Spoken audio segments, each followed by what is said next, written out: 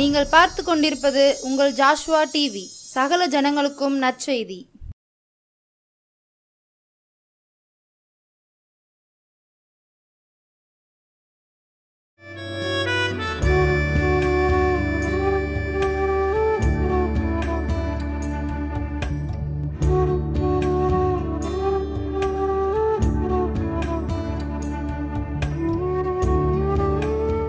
Joshua TV நேயர்களுக்கும் இயேசு கிறிஸ்துவின் அன்பின் வாழ்த்துதலை தெரிவித்துக் கொள்கிறோம்.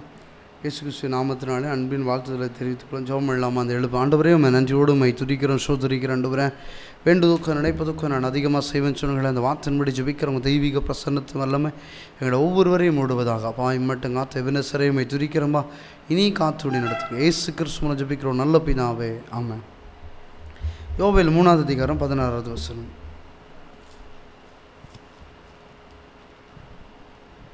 யோவான் 3:16. தேவன் தம்முடைய ஒரே பேரான குமாரனை விசுவாசிக்கிறவன் எவனோ அவன் கெட்டு போகாமல் நித்திய ஜீவனை அடையும்படி அவரை தந்தருளி இவ்வளவாய் உலகத்தில் அன்பு கூர்ந்தார். பாருங்க, வாசிங்க ஒன்று தரேன். தேவன் தம்முடைய ஒரே பேரான குமாரனை விசுவாசிக்கிறவன் எவனோ அவன் கெட்டு போகாமல் நித்திய ஜீவனை அடையும்படிக்கு அவரை தந்தருளி இவ்வளவாய் உலகத்தில் அன்பு கூறினார். பாருங்க, ஒருவனும் கெட்டு போகாதபடி தன்னை விசுவாசிக்கிறவன், ஏசப்பாவை விசுவாசித்து ஏற்றுக்கொள்ளுகிறவன் தன்னை கெட்டு போகாதபடிக்கு நித்திய ஜீவனை அணிசிறார். அவர் தரனுக்கு நான் ஆயத்தமாக இருக்கிறேன், ஏசப்பாவை நீ விசுவாசிக்கிறேன், என்னை இல்லாமல் நீ பிதாவிட்டு வரேன் அப்படின்னு சொல்லி வேதம் தெளிவாக சொல்லப்படுகிறது. நம்ம நினைக்கிறோம் ஏசப்பாட்டை நம்ம போயிடலாம், ஏசப்பாட்டை பேசாமல் டேரெக்டாக பிதாவிட்ட போயிடலாம் அப்படின்னு நினைக்கிறோம். சாத்தியமே இல்லை. குமாரன் இல்லாமல் என்ன செய்ய முடியாது, பிதாவற்ற என்ன செய்ய முடியாது, போக முடியாது. என்னை அறிக்கை பண்ணுகிறவன் நான் பிதாவன்ட்டு நினச்சிவேன், உன்னை அறிக்கை பண்ணுவேன் அப்படி சொல்கிறேன். என்ன செய்ய நீ அறிக்கை பண்ணும்போது, என்ன நீ வெளிப்படுத்தும் போது நான் பிதாவை என்ன செய்ய, பிதாவிட்ட போய் நான் உன்னை வெளிப்படுத்துவேன். இவன் உண்மையாக இருக்கிறான், இவன் என் நாமங்களை பிரசாபப்படுத்துகிறான், சத்தியத்தை படுத்தி என்ன செய்ய ஜனத்துக்கு வெளிப்படுத்துகிறான், நியாயத்தை குறித்து நீதியை குறித்து ஜனத்துக்கு போதிக்கிறான் அப்படின்னு சொல்லி என்ன செய்ய நான் பிதாட்ட போய் என்ன செய்வேன், உன்னை குறித்து நான் சாட்சி கொடுப்பேன் அப்படின்னு சொல்கிறாரு. நீ என்னை குறித்து இந்த உலகத்தில் சாட்சி கொடுக்கும்போது, நானே வழியும் சத்தியம் ஜீவனமாக இருக்கிறேன்னு சொல்லி இந்த ஜனத்துக்கு நீ சாட்சி கொடுக்கும்போது, என்னை குறித்து சாட்சி கொடுக்கும்போது நான் பிதாவிட்ட போய் நான் உன்னை சாட்சி கொடுப்பேன். அவன் சத்தியத்தின்படி நடக்கிறான், அவன் நல்ல கனி கொடுக்குறான், அவன் உண்மையாக இருக்கிறான்னு சொல்லி நான் என்ன செய்வேன், அங்கே போய் சொல்லுவேன் அப்படின்னு சொல்கிறாரு. அதே போல் தான் நம்ம வாழ்க்கையில் பிதாவின் சித்தம் செய்கிறதே நமக்கு போஜனமாக இருக்கணும். அதான் சொல்கிறேன், நானே வழியும் சத்தியமும் ஜீவனமாக இருக்கிறேன்னு சொல்கிறாரு. அப்போ அவருடைய சித்தத்தை செய்கிறதுக்கு தான் ஆண்டவர் நம்மளை என்ன செய்கிறாரு, முன்குறித்திருக்கிறாரு. தேவன் நம்மளை திட்டம் திட்டி வைத்து இருக்கிறாரு. வாசிக்கலாமா? ரோமர் 1ஆம் அதிகாரம் 17வது வசனம். விசுவாசத்தினாலே நீதிமான் பிழைப்பான் என்று எழுதியிருக்கிறபடி விசுவாசத்தினால் உண்டாகும் தேவ நீதி விசுவாசத்திற்கென்று அந்த சுவிசேஷத்தினால் வெளிப்படுத்தப்படுகிறது. வசனம் தெளிவாக சொல்றது, விசுவாசத்தினால் நீதிமான் பிழைப்பான். நீ விசுவாசித்து அந்த சுவிசேஷத்தை ஏற்றுக்கொண்டேனால் என்ன செய்வா, அந்த நீதியின்படி என்ன செய்யும், உனக்கு நீதியின்படி என்ன செய்யும், அது வெளிப்படும் சொல்லி வேதம் தெளிவாக சொல்லப்படுகிறது. இன்றைக்கி என்ன செய்யும், நம்ம விசுவாசத்தை நம்ம என்ன செய்யும், கேட்கல, நம்ம போய் சத்தியத்தை என்ன செய்யணும், வெளிப்படுத்தணும். அவர் உண்மை உள்ள கடவுள், கடைசி காலம் ஒரு வருகை இருக்குது. அப்போ நம்ம என்ன செய்யணும், நித்தியமான வாழ்க்கைக்கு நம்ம போகணும் அப்படின்னு சொல்ல எவன் சத்தியத்தை ஏற்றுக்கொள்ளுகிறானோ அவனுக்குள்ளே என்ன செய்கிறார், ஆண்டவர் இருக்கிறார், ஏசப்பா அவனோடு இருக்கிறாரு. அதான் சொல்கிறாரு. வாசிங்களா அந்த வசனத்தை ஒன்று. விசுவாசத்தினாலே நீதிமான் பிழைப்பான் என்று எழுதியிருக்கிறபடி விசுவாசத்தினால் உண்டாகும் தேவ நீதி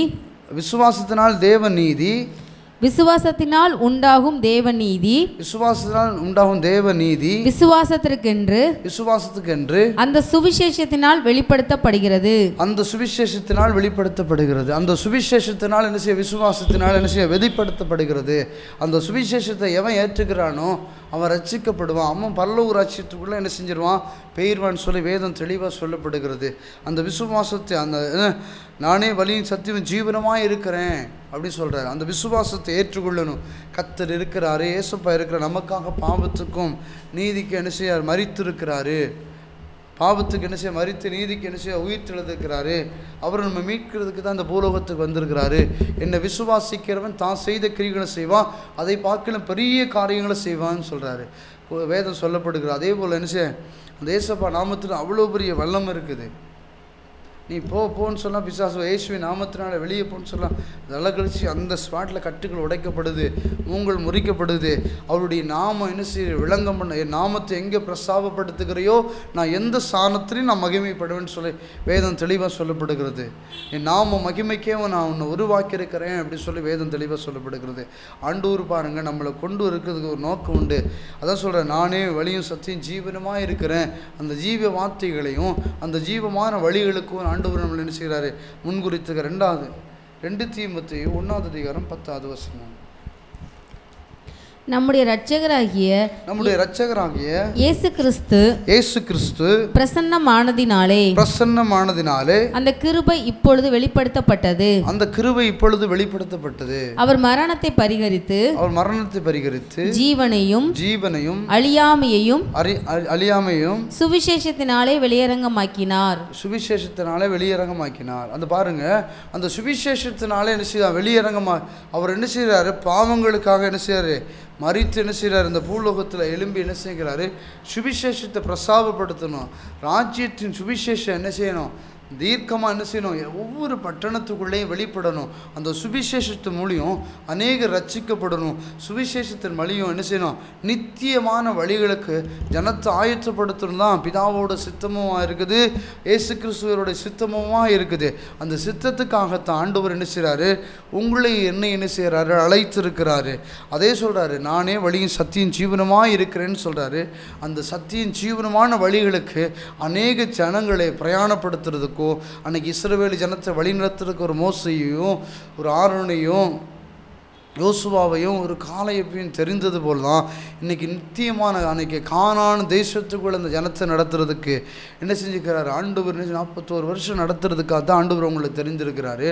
அதே போல் தான் ஆண்டவர் என்ன செய்கிறார், இன்றைக்கி இந்த ஜனத்தை பல்லவ ராஜ்யத்துக்குள்ளே நடத்துறதுக்கு தான் நித்தியமான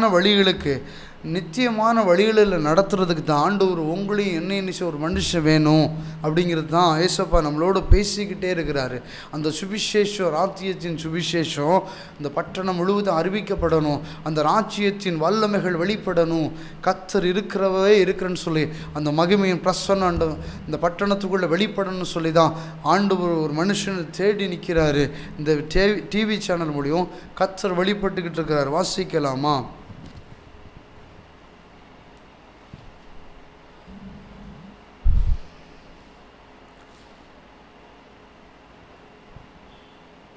நீதிமொழியா?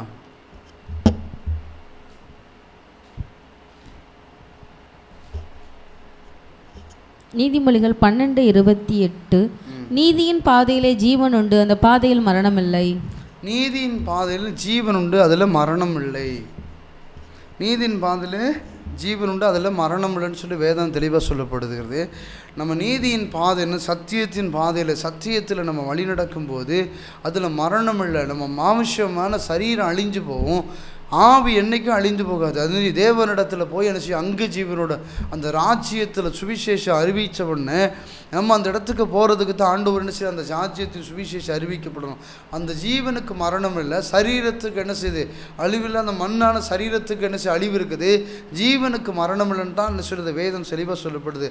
அந்த ஜீவியத்தை நம்ம ஏற்றுக்கொள்ளும் போது தான், அந்த வார்த்தைகளை ஏற்றுக்கொள்ளும் போது தான் ஆவியானவர் நம்மளோடு என்ன செய்ய இடைப்படுகிற தேவனாக இருக்கிறார். யோவான் 14வது அதிகாரம் 16வது வசனம். நான் பிதாவை வேண்டிக் கொள்ளுவேன், அப்பொழுது என்றென்றைக்கும் உங்களுடனே கூட இருக்கும்படி சத்திய ஆவியாகிய வேறொரு தேற்றவாளனை அவர் உங்களுக்கு தந்தருளுவார். பாருங்க, நான் பிதாவை வேண்டிக் கொள்ளுவேன், சத்திய ஆவியான ஒரு தேற்றவானை உங்களுக்கு என்ன செய்வார், தந்தருளுவான்னு சொல்லி வேதம் தெளிவாக சொல்லப்படுது. சத்திய ஆவியானவர் ஒரு தேற்றவானனை, அந்த தேற்றவானன் என்ன செய்வார், அவர் என்ன செய்வார், நம்மளோட வந்துட்டார்னா அந்த தேற்றவானன் நம்ம நிரப்பப்பட்டுட்டோம் அப்படின்னா இதுதான் சத்தியம். அவர் நமக்குள்ளே வந்துட்டார்னா நம்மளால் சும்மா இருக்க முடியாது. நம்ம சும்மா இருக்கிறோன்னா ஐயோ பைபிள் வாசிப்போம், ஐயோ ஜெபம் பண்ணுவோம், என்ன செய்வோம், ஜெபம் பண்ணுவோம். அப்படிங்கும்போது ஆவியானவர் நம்மளோடு இடைப்பட்டுகிட்டே இருப்பார். அவர் நம்மளோட ஆளுகை செஞ்சுட்டே இருப்பார். அவர் என்ன செய்வார், நம்ம காரியங்களை வெளிப்படுத்திகிட்டே இருப்பார், ரகசியங்களை வெளிப்படுத்திகிட்டே இருப்பார், அந்தரங்கத்துக்கிற பொக்கிஷங்களை நமக்கு காமிச்சிட்டே இருப்பார். இதுதான் வழின்னு சொல்லி சத்திய வழிக்குள்ளே நம்மளை நடத்தி என்ன செய்வார், சகலத்தின் சத்தியத்துக்குள்ளே அவர் நடத்துறதுக்கு அவர் வல்லமை உள்ள தேவனாக இருக்குது. நான் தான் வேண்டிக் கொள்ளுகிறேன், சத்திய ஆவியானவர் ஒரு தேற்றொழுவாளன் என்ன செய்வேன், உங்களுக்கு என்ன செய்வேன்னா என்ன செய்ய பிதாவுக்கு நான் வேண்டிக் கொள்ளும்போது அப்பொழுது என்றைக்கும் உங்களோடு இருப்பதாக சத்திய ஆவியான வேறொரு தேற்றொழுவாளனை அவர் உங்களுக்கு தந்தருள்வார். உலகத்தில் இந்த சத்திய ஆவியானவரை காணாமலும் அறியாமல் இருக்கிறபடினால் அவரை பெற்றுக்கொள்ள மாட்டாது. அவர் உங்கள் உங்கள்கிட்ட வாசம் பண்ணி உங்களோடு கூட இருப்பதாக. நீங்கள் அவரை அறிவீர்கள். நான் உங்களை திக்கற்ற விடேன், உங்களிடத்தில் வருவார். இன்னும் கொஞ்ச காலத்தில் என்னை காணாது நீங்கள் என்னை காண்பீர்கள். நானே பிழைத்திருந்தபடினாலும் நீங்களும் பிழைத்திருப்பீர்கள். என்ன, சத்திய ஆவியானவர் நமக்குள்ளே இருக்கும்போது சகலத்தின் சத்தியத்துக்குள்ளே நிலைத்திருப்பார். அதே மாதிரி நான் பாவத்துக்கு மரித்து நீதிக்கு பிழைத்திருந்தது போல் நீங்களும் சத்திய ஆவியானவர் வழிநடத்துக்குள்ளே இருக்கும்போது நீங்களும் பிழைத்திருப்பீர்கள் அப்படின்னு சொல்லி என்ன செய்கிறாரு, சீஷர்களுக்கு என்ன செய்கிறாரு, ஏசப்பா பேசுகிறார். அதே போல் தான் ஆவியானவர் நம்ம வழிநடத்துக்குள்ளே நம்ம போகும்போது சத்திய ஆவியானவர் தேற்றளவான நம்மளுக்குள்ளே நடத்துறதுக்கு அவர் வல்லமை உள்ள தேவனாக இருக்கிறாரு. அவர் பிதாவின் சித்தம் செய்கிறதே எனக்கு என்ன செய்யுது, போஜனமாக இருக்குன்னு சொல்லுகிறார். மத்தேயு 19:17 அதற்கு அவர், நீ என்னை நல்லவன் என்று சொல்வானேன், தேவன் ஒருவர் தவிர நல்லவன் ஒருவனும் இல்லையே. ஒரு மனுஷன் வந்து கேட்குறான், நீர் நல்லவர், நீர் உண்மையாக இருக்கிறாரு, நீர் உண்மையாக அனுசரிறாரு அப்படின்னு சொல்லுவேன். நான் நல்லவன் கிடையாது, என்னை அனுப்பினவர் தான் நல்லவன், அவர் தான், நான் நல்லவன் கிடையாது, அவர் தான் நல்லவன், நான் நல்லவன் சொல்கிறதுக்கு எனக்கு பாத்திரம் இல்லை அப்படின்னு சொல்கிறாரு. அவர் எந்த தப்பும் பண்ணலை, இருந்தாலுமே என்ன செய்கிறார், அவர் உண்மையாக இருக்கிறாரு. அப்போ என்ன அப்படின்னா ஆவியானவர் நம்மளோடு என்ன செய்யணும், நடத்துறதுக்கு நம்ம ஒரு ஒப்பு கொடுக்கும்போது தான் அவர் நம்மளோடு இடைப்பட்டு அவர் காரியங்களை வெளிப்படுத்தி நம்மளை என்ன காரியங்களை செய்யணுமோ, என்ன திட்டங்களை நிறைவேற்றணுமோ, அந்த உலகத்தில் என்ன திட்டங்களை நிறைவேற்றணுமோ அந்த தேற்றவாளனுக்கு நம்ம ஒப்பு கொடுக்கும்போது தான் அன்றைக்கி பேதுரு காலத்தில் பார்த்தீங்கன்னா அன்றைக்கி தேற்றவாளன் அந்த பரிசுத்த ஆவியின் வல்லமைகளை பிறகு தான் அன்றைக்கி ஊழியத்தை பார்த்தீங்கன்னா அன்றைக்கி 3000 பேர் 5000 பேர் பிரசங்கம் பண்ணும்போது ரட்சிக்கப்பட்டு அன்றைக்கி வேதத்தில் வாசிக்கப்படுற போது பார்த்தீங்கன்னா அப்போ கேட்குறாங்க, பேதுரு பிரசங்கம் பண்ணி முடித்தோடனே பரிசுத்த ஆவியானவர் அங்கே இடைப்பட்ட உடனே அங்கே சொல்கிறாரு, பேதுருகிட்ட சொல்கிறாங்க, நாங்கள் என்ன செய்ய சித்தமாக இருக்கிறீர் அப்படின்னு சொல்லி பேதுரு பார்த்து கேட்குறாங்க. அப்போ அந்த ஆவியானவர் வழிநடத்துக்குள்ளே நம்ம போதிக்கும் போதும், நம்ம ஜெபம் பண்ணும் போதும், நம்ம வேண்டிக் கொள்ளும் போதும், நம்ம சோத்திரம் பண்ணும் போதும், நம்ம ஆவியில் எந்த சமயத்தில் என்ன செய்யணும், நான் ஆவியோடு விண்ணப்பம் பண்ணுவேன், நான் கருத்தோடு விண்ணப்பம் பண்ணுவேன். பவுல் எழுதியிருக்கிறார் கொரிந்தியர் சபைக்கு. நம்ம அந்த சமயத்தில் என்ன செய்யணும், நம்ம ஆவியோடு விண்ணப்பம் பண்ணவர்களாக மாறணும். நம்ம ஆவியோடும் பாடுவேன், நான் கருத்தோடும் பாடுவேன்னு சொல்லி வேதத்தில் சொல்லப்படுகிறது. அந்த அனுபவத்துக்குள்ளே நம்ம வரும்போது சத்திய ஆவியானவர் சத்தியத்துக்குள்ளே நடத்துறதுக்கு அவர் நிச்சயமான வழிகளுக்குள்ளே அவர் என்ன செய்ய நடத்தி நம்மளை கொண்டு போவதுக்கு அவர் வல்லமை உள்ள தேவனாக இருக்கிறாரு. அந்த சத்திய ஆவியானவர் தேற்றவாளன் நமக்குள்ளே வரும்போது அவர் நம்மளை சத்தியத்துக்குள்ள சத்தியமான வழியில் நித்தியமான வழியில் அவர் நடத்துறதுக்கு ஒரு வல்லமை உள்ள தேவனாக இருக்கிறாரு. வாசிக்கிறோம் ரோமர் 6:23.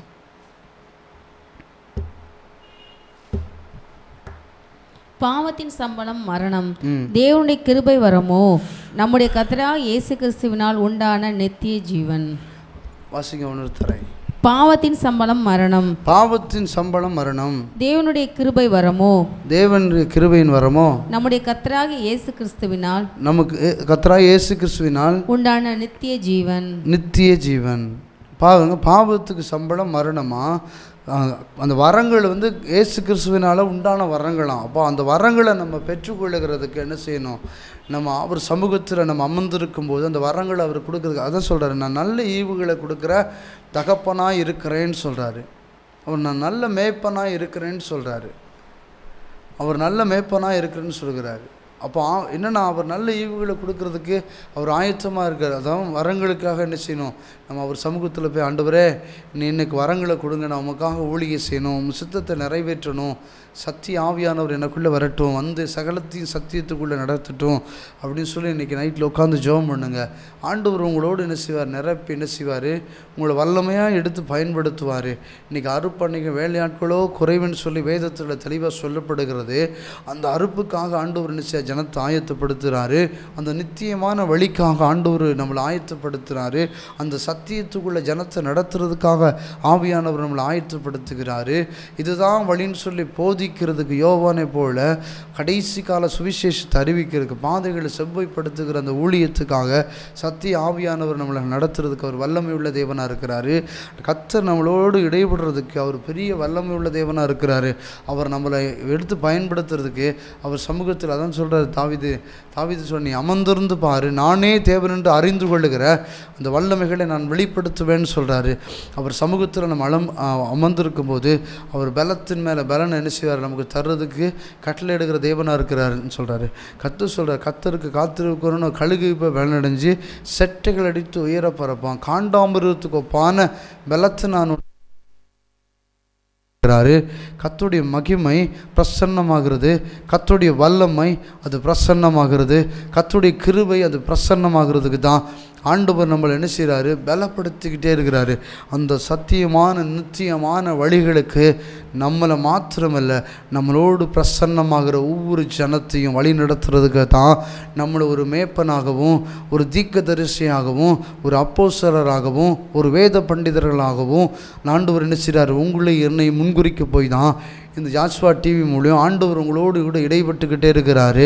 கர்த்தர் கேட்பார், ஒரு நாள் கேட்பார். ஒவ்வொரு நாளும் ஒவ்வொரு நிகழ்ச்சியிலையும் ஆண்டவர் நம்மளோடு இடைப்படுகிறத நான் இந்த டிவியில் இப்படியெல்லாம் நான் பேசினேன்ல, என் வார்த்தைகளை என் ஊழியக்காரன் மூலியம் பேசினேன்ல, ஜீவ புஸ்தகத்தில் கட்டாயம் எழுதப்பட்டிருக்கும். நம்மளுடைய அழைப்பை குறித்தும் நம்மளுடைய தெய்வ திட்டத்தை குறித்தும் நம்ம கர்த்தருடைய வார்த்தைகளை பேசின கேட்ட வார்த்தைகளை குறித்தும் ஜீவ புஸ்தகத்தில் கட்டாயம் எழுதப்பட்டிருக்கும். எனக்கு தரிசனத்தை வைக்கலை, எனக்கு பரிசுத்த ஆவியின் வரங்களை கொடுக்கலை அப்படின்னு சொல்லி ஒருவனும் என்ன செய்ய முடியாது, சொல்ல முடியாது. அவன் கிரியத்துக்கெல்லாம் அது பலன் அளிக்கப்படும் சொல்லி வேதம் தெளிவாக சொல்லப்படுகிறது. அவன் கிரியத்துக்கு அவனுடைய குதாதிசயம் மாற வசனம் சொல்லப்படுகிறது. பவுல் சொல்கிறார், 9 வரங்களிலும் குறைவில்லாதவர்களாக இருங்கன்னு சொல்லி வேதம் தெளிவாக சொல்லப்படுகிறது. அந்த 9 வரமும் நம்ம குறைவாக இருக்கிறோம்னா நம்ம நிறைவான ஆவியானவரை பெற்றுக்கொள்ளலை, ஆவியானவர் வழி நடத்துறதுக்குள்ள நம்ம என்ன செய்யலை, வழி நடக்கலை. அதனால தான் அந்த 9 வரங்களும் நமக்குள்ள செயல்படலை. அவர் 9 வரங்களும் கொடுக்கறதுக்கு ஒரு வல்லமை உள்ள தேவனாக இருக்கிறார். இன்றைக்கி அநேகர் சொல்லுவாங்க, எனக்கு இந்த வரம் தான் கொடுத்துருக்கிறாரு, அந்த வரம் தான் கொடுத்துருக்கிறாரு, அந்த வரம் தான் கொடுத்துருக்கிறாரு, எனக்கு போதிக்க கொடுத்துருக்கிறாரு, சுகமாக்க கொடுக்கல, கட்டுகளை அறுக்கிற கொடுக்கல, அதே மாதிரி என்ன செஞ்சுக்கிறாரு, எனக்கு நிறைய வரங்களை கொடுக்கல, எனக்கு 2 வரம் தான் இருக்குது, 3 வரம் தான் இருக்குது அப்படின்னு நமக்கு சொல்கிறதுக்கு இல்லை. ஆண்டவர் நம்ம விரும்பணும்னா என்ன செய்கிறாரு, நல்ல ஈவுகளை கொடுக்குற தகப்பனாக இருக்கிறேன்னு சொல்லுகிறார். வாசிக்கலாமா? யோவான் 12வது அதிகாரம் 50வது வசனம்.